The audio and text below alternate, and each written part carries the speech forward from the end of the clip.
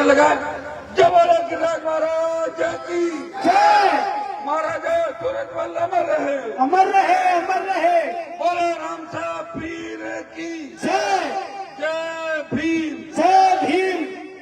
राष्ट्रीय लोकतांत्रिक party, Azad Samaj party गठबंधन जिंदाबाद, जिंदाबाद, जिंदाबाद। मेयर की इस ऐतिहासिक सभा के अंदर उपस्थित हमारे मेयर के प्रत्याशी, राष्ट्रीय लोकतांत्रिक पार्टी के और आजाद समाज पार्टी गठबंधन के संयुक्त प्रत्याशी भाई सुनील जी चेयरमैन साहब, हमारे डी कुमार के प्रत्याशी भाई मनुदेव जी, बहन है उम्मीदवार छोटी बहन नीतू सेजवार उपस्थित। जोरदार ताली बजाएं, तालियां।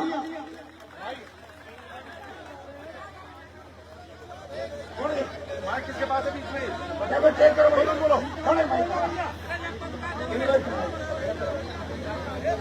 ये देश के अंदर भाई साहब दलित मजदूर, शोषित दबे कुचले कमेरे जवान की मजबूत आवाज, छोटे भाई और आने वाले देश के बड़े नेता चंद्रशेखर आजाद, सम्मानित मंच, उपस्थित मौजूद बुजुर्गों, नौजवान साथियों, मेरे प्यारे भाइयों, मैं वेर की भरतपुर की धरती पर कोई नया नहीं हूं। जब भी आपको मेरी आवश्यकता पड़ी, जब मैं विधानसभा के अंदर था, सीना तान के यहां की समस्याओं के लिए लड़ता था। प्रदेश के अंदर अगर नौजवानों को लड़ना सिखाया, किसान नौजवान के मान और सम्मान की लड़ाई लड़ी, जिसने प्रदेश के अंदर बजरी माफिया के गुंडों को ठीक किया, जिसने प्रदेश में बढ़ते अपराध, बलात्कार और बेटी के सम्मान की लड़ाई लड़ी, और जिसने पेपर लीक की घटनाओं का सड़कों पर विरोध किया, जिसकी पार्टी के तीनों विधायक जब कांग्रेस बीजेपी आपस में हाथ मिला लेती थी, तब सदन के अंदर मौजूद थे, राजस्थान की सम्मान की लड़ाई लड़ते दिखे। और तो 25 साल से सोया नहीं, थका नहीं, रुका नहीं, जिसने मंत्री पदों को ठोकर मारी और मोदी की सत्ता को ललकार के उसकी परोसी हुई थाली को ठोकर मार के किसान कौम के लिए सड़कों पर लड़ा। नागौर का सांसद हनुमान बेनीवाल है, किसानों के सम्मान के अंदर सत्ता को ठोकर मारी और सेना को जब ठेके में दिया, उसका विरोध अगर देश में किसी ने किया, 543 सांसदों में से नागौर के सांसद ने अग्निपथ योजना का विरोध किया। जोधपुर में 2 लाख जवानों की रैली करके मोदी को चेतावनी दी, आ रहे दिल्ली की तरफ। उसका परिणाम ये हुआ, पहले 25% को अग्निवीर योजना में भर्ती करके 75 को वापिस भेज रहे थे, अब ये तय हुआ कि 50% रख लेंगे, 50 वापिस भेजेंगे। ये सेमीफाइनल है, सत्ता के सेमीफाइनल के अंदर आपने आरएलपी गठबंधन को जिता दिया और वेर की सीट अगर हमारे खाते में डाल दी। पिछले 5-7 दिन से देख रहे हो, दोनों पार्टियों के पेट में दर्द हो गया है। जिस तरह प्रदेश का नौजवान आजाद समाज पार्टी और आरएलपी पार्टी को समर्थन दे रहा है, जिस तरह जवान और किसान सत्ता के सिंहासन पर कब्जा करना चाहते हैं। भाइयों, मैं विश्वास दिलाता हूं, ये विधानसभा के जो चुनाव है, उसमें न कांग्रेस की आंधी है, न बीजेपी की आंधी है। आंधी है जय भीम के नारों की, तेजा जी के नारों की और देवनारायण भगवान के नारों की आंधी राजस्थान के अंदर चल रही है। मैं आपसे आह्वान करता हूं, उठो, अपनी ताकत को पहचानो। ये भरतपुर वो वीर जगह है, हमारा सूरजमल कभी झुके नहीं, रुके नहीं। और दिल्ली सल्तनत अगर डरती थी तो भरतपुर के वीरों से डरती थी, और भरतपुर का नाम आते ही कई राजा हथियार डालते थे कि भरतपुर वाले आगे, भरतपुर वाले आगे। अजय भरतपुर के अंदर है।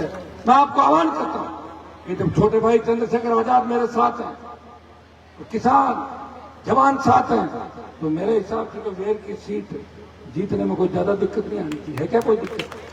आप ये बताएं, अगर आप कांग्रेस बीजेपी को जिता भी दोगे, एक अब मैं वीडियो देख रहा था, बहुत गलत बोल रहा था, कौन सा केंद्र था बताओ आप यार, ये क्या कैसे चुन चुन के भेज देते हो? बड़ी दिक्कत होती है बात के अंदर ना, कहाँ से चुन के आ जाता विधानसभा लोकसभा के अंदर।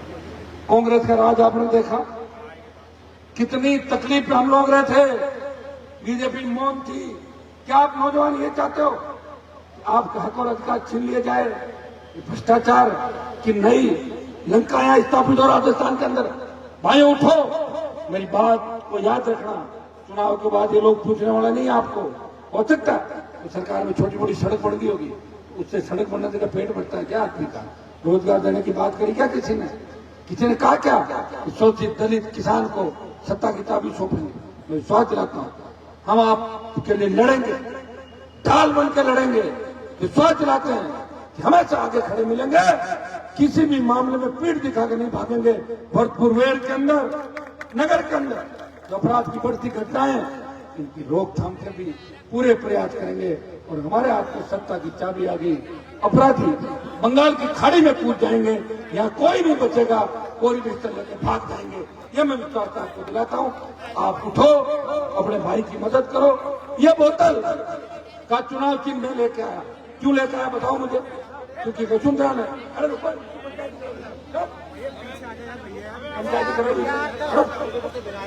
ये बोतल का चुनाव चिन्ह, आप रुको यार, जानते हो ये बोतल का चुनाव चिन्ह। जब बोतल बदनाम हो गई थी देश के अंदर, वसुंधरा के जमाने में नारे लगते थे 8 PM 9 CM, सूर्य अस्त वसुंधरा मस्त, ये नारे लगते थे। और देश में बात चली कि बोतल वाली वसुंधरा। तो मैंने कहा कि बोतल तो बदनाम होगी, तो मैंने बोतल का चिन्ह ले लिया मेरे पास, और ये पानी की बोतल कर दी, पानी की बोतल। उसके बाद वसुंधरा की दारू वाली बोतल को लोग भूल गए और पानी की बोतल को याद रखा। मैं धन्यवाद होगा चंद्रशेखर को। मोदी चाय चाय चाय चाय करता था, ये उसकी केतली ले आए। अब जब केतली ले आए, केतली बहुत काम की है। ठंड में गरम गरम चाय भी पियेंगे, और कोई बदमाशी करे तो गर्म पानी डाल के उसमें डाल देंगे, अपना काम ठीक हो जाएगा। मेरे भरतपुर के जो छोटे भाई मंच पे अभी खड़े हैं, वो मेरे साथ लोग थे, ये बड़े दिखने लगे सारे के सारे मेरी हम उम्र। जब मैं यूनिवर्सिटी में राजनीति करता था तो भरतपुर के किसान के बेटों का बहुत बड़ा सहयोग मेरे साथ था। गिरिराज महाराज के जयकारे के साथ उस समय मेरी मदद कर रहे थे, और उसी का परिणाम है कि मैं आज आपकी सेवा कर रहा हूँ। जाट आरक्षण आंदोलन की बात हो, या भरतपुर धौलपुर के जाटों को केंद्र के अंदर आरक्षण की बात हो, हमेशा हनुमान बेनीवाल विधानसभा के अंदर विधायक रहते हुए, लोकसभा के आपको हमेशा याद किया, मेरे छोटे भाइयों को याद किया। भाइयों, डी कुमेर से मनुदेव जी लड़ रहे हैं, हमारी बहन नीतू बयाना से लड़ रही है। आप इन सारे प्रत्याशियों को मदद करें।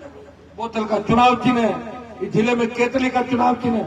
जहां भी बोतल और केतली दिख जाए, टूट के पड़ो, मदद करो, और सत्ता में अपने भाइयों को लेके आओ। बहुत बहुत आपको धन्यवाद। जय।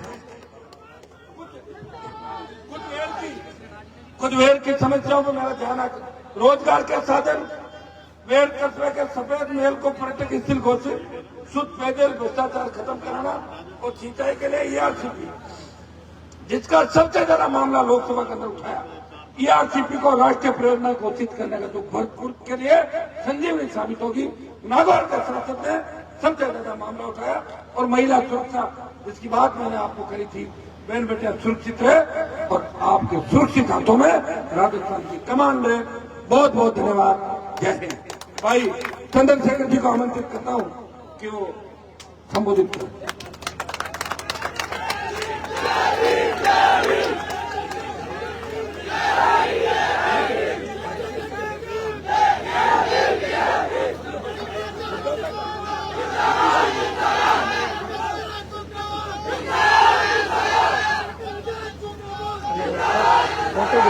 जय भीम।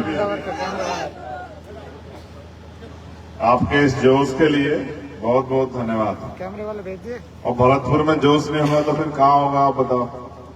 ये तो पूरा जोश जिला ही जो है, ये पूरा जिला ही, पूरा क्षेत्र ही जोशीला है।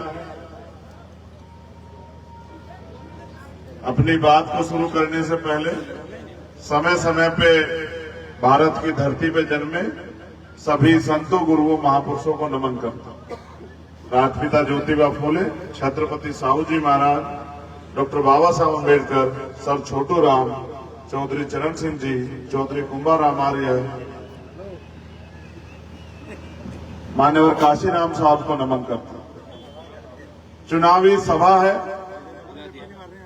और मेरे कंधों पर जिम्मेदारी है कि मैं अपने भाइयों से अपील करूं कि वो हमारे प्रत्याशियों के समर्थन में वोट करें। सुनील चेयरमैन जी वैर से प्रत्याशी हैं, मनुदेव डी कुमेर से प्रत्याशी है और नीतू सेजवाल बयाना से प्रत्याशी। प्रत्याशियों को आप मुझसे ज्यादा बेहतर तरीके से जानते हैं, आपके अपने बीच के हैं। मैं तो भरतपुर आया था, आज समय कम है, इतनी भी मिनटें नहीं कि मैं आपसे सही तरह से बहुत लंबी चौड़ी बात कर सकूं। 5 बजे के बाद हेलीकॉप्टर उड़ता नहीं और सभाएं सभी की करनी जरूरी, हर साथी चाहता है कि उसकी सभा हो। मान्यवर काशीराम साहब कहा करते थे कि लोकतंत्र भारत में कहने को है, सच में नहीं। और डॉक्टर बाबा साहब अम्बेडकर का सपना था कि राजनीतिक लोकतंत्र सामाजिक लोकतंत्र बने। अभी तो इसमें गैर बराबरी, कैसी गैर बराबरी कि जो स्थापित दल है उन पे बड़े बड़े साधन हैं, उनका टीवी में प्रचार होगा, उनका अखबारों के जरिए प्रचार होगा, बड़े बड़े उनके बैनर लगेंगे, उनकी 50-50 लोगों की रैलियों को भी उनके नेता ने क्या कहा ये दिखाया जाएगा। लेकिन अगर कोई गरीब का बेटा, किसान का बेटा, नौजवान कोई अपने हकों की लड़ाई लड़ने के लिए आता है, जिसकी जेब में पैसे नहीं, उसको दिखाती नहीं है मीडिया। उनके झूठ को भी दिखाती है, आपके सच को भी नहीं दिखाती। बहुत सारी खबरें जिन पे चर्चा होनी चाहिए, चाहे वो रोजगार हो, बेरोजगारी हो, महंगाई हो, भ्रष्टाचार हो, गरीबों के पास जमीन हो, अच्छी शिक्षा, अच्छे स्वास्थ्य का मामला हो, सामाजिक न्याय का मामला, उन पे चर्चा नहीं होती है। कुत्ते पे, बिल्ली पे, घोड़े गधे पे चर्चा होती है। टीवी पे बैठ के लोगों को बेवकूफ बनाया जाता है। ये सब इसलिए है कि लोग जागरूक ना हो। बाबा साहब अम्बेडकर के आंदोलन ने हमें जागरूक किया और काशीराम साहब के जीवन संघर्ष ने हमें संघर्ष करना सिखाया। उनकी संतान होने के नाते हमारी ये जिम्मेदारी है कि उनके अधूरे कारोबार को हम लोग पूरा करें। अभी उनके अधूरे सपने पूरे नहीं हुए, तो मैं उसी के लिए घूम रहा हूं। मैं तो भरतपुर तब आया था बेनीवाल जी, जब मेरे ऊपर गोली चली। हमारे यहाँ के बहुत सारे सामान्य नेता बहुत मेहनत करते हैं, बेचारे दिन रात लगे रहते हैं, ना आंधी देखते ना तूफान। जब मुझसे मिले भी नहीं तब से भीम आर्मी के माध्यम से काम करने लगे, लाठियां खाई, मुकदमे झेले, आरोप झेले। क्योंकि जब कोई गरीब का बेटा आगे बढ़ता है तो अमीरों के पेट में दर्द हो जाता है, कोशिश करते किस तरह इसको रोके। तमाम तरह की साजिश, षड्यंत्र, आरोप, कोई ऐसा हमारा महापुरुष जिस पर आरोप ना लगे। बाबा साहब अम्बेडकर को, सर छोटू राम को कितने तरह के अपमान सहने पड़े जब देश आजाद भी नहीं था, अपने लोगों को पैरों पे खड़ा करने के लिए। फिर मान्यवर काशीराम साहब जब आए कांग्रेस बीजेपी से मुक्ति दिलाने के लिए, अपने लोगों में राजनीतिक चेतना पैदा करने के लिए, उनको सीआईए का एजेंट कहा जाता था।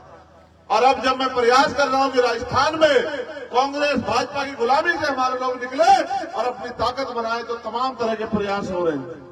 तो मैं भरतपुर कई प्रोग्राम मेरे तय हुए, मैं आ नहीं पाया। एक बार फिर प्रोग्राम तय हुआ।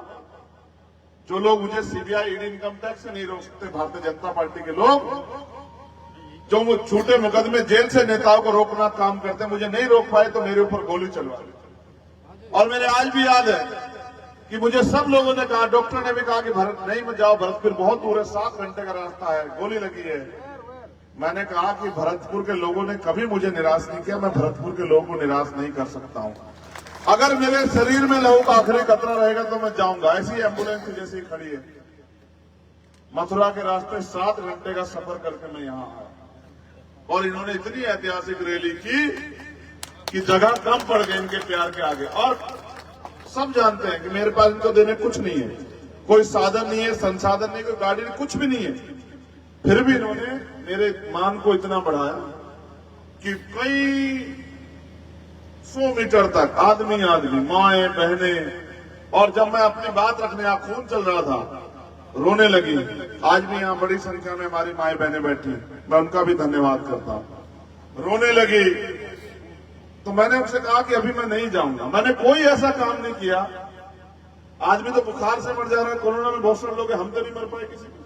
हम तो लड़ते रहे कोरोना काल में, सबके लिए लड़ते रहे, तमाम गरीबों की आवाज उठाते रहे।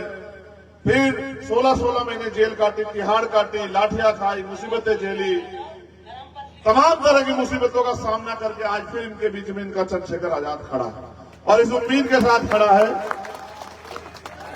मैं नहीं जानता कि कुछ पार्टी से कौन प्रत्याशी है, मैं तो ये जानता हूं कि ये जो सुनील कुमार है यहाँ बैर विधानसभा में, ये हमारा प्रत्याशी है। इन्होंने पहले घोषित कर दिया कि ये लड़ा रहे हैं, वरना मेरे पास बहुत अच्छे लड़ाके थे, मगर मैंने उन सब लड़ाकों को कहा कि आरएलपी एसपी एक है, हमारा गठबंधन एक है, किसान नौजवानों का गठबंधन है, कमैरों का, गरीबों का गठबंधन है, मिलकर इसको ताकत दो। तो मैं अपने सभी नेताओं से कहूंगा, यहाँ गठबंधन का चुनाव निशान बोतल है, अपनी एक एक वोट बोतल पर डाल के मेरे हाथों को मजबूत कर देना, और जब 3 तारीख को रिजल्ट आए तो मुझे एहसास होगी जो मैंने काम किया है उसके संघर्ष का असर है। ऐसा ना हो। हाँ, जन्मदिन भी अच्छा, 3 तारीख को मेरा जन्मदिन भी है। अब मैं आपसे जन्मदिन का तोहफा मांगने के लिए आया हूं कि आप भाई सुनील जी को और मनुदेव जी को और हमारी ये बहन नीतू है, नीतू सेजवाल जी को अपना कीमती वोट देके अपने भविष्य का फैसला करें। आप ये जानिए, हमारी माएं बहनें नौजवान भाई बैठे हैं, 2 रुपए का सामान खरीदते हैं, 4 बार इधर उधर घुमा के देखते हैं, खराब तो नहीं है। इसकी जो ढक्कन था वो खुला हुआ तो नहीं है। कीमती वोट देते हैं जो 4 बच्चों कुर्बानी से मिली है बाबा साहब अम्बेडकर की, उसका फैसला भी सोच समझ के करो। अगर ऐसे ही दे दोगे लोगों को तो लोग तुम्हारी वैल्यू नहीं करेंगे। आप वोट देते हो, कोई आता है क्या 5 साल, चलो छोड़ो सारी बात बताओ, कोई आता है क्या 5 साल आपकी गलियों में पूछने की पेट भूखा है क्या, सर पे छत है या नहीं है, बच्चे स्कूल जाते नहीं जाते हैं, पढ़ाई अच्छी होती नहीं होती है, बीमार होने पर इलाज मिलता नहीं मिलता है। आपकी गैर जिम्मेदारी ने बाबा साहब अम्बेडकर के सपने को कुचलने का काम किया कि नालायक लोग, निकम्मे लोग राज कर रहे हैं और आप भीड़ की तरह बाहर बैठे। 1 रुपए का सामान करो, गारंटी मिलेगी। आप कितने भाषण देते लोग यहाँ, कितनी योजनाएं लागू कर दे, एक भी पूरी न करे, कोई क्यों नहीं कर सकते आप उसका। इसलिए मैं आपसे कह रहा हूं कि अपनी वोट का प्रयोग आरएलपी-एसपी गठबंधन के लिए करें और मुझे इस लड़ाई को लड़ने की ताकत है। मैंने सड़कों पे सारी लड़ाई लड़ी आपकी, कोई ऐसी लड़ाई है जो ना लड़ी हो? बताओ। अच्छा, पूरे देश भर में बताओ, कोई ऐसी लड़ाई बताओ। जब सारी लड़ाई मैंने लड़ी तो मेरे हिस्से में भी तो ताकत आनी चाहिए ना, कि आपकी जिंदगी कैसे बदलेगी। तो आप अपने कीमती वोट को 25 तारीख को आरएलपी-एसपी गठबंधन के प्रत्याशियों को देकर उनको कामयाब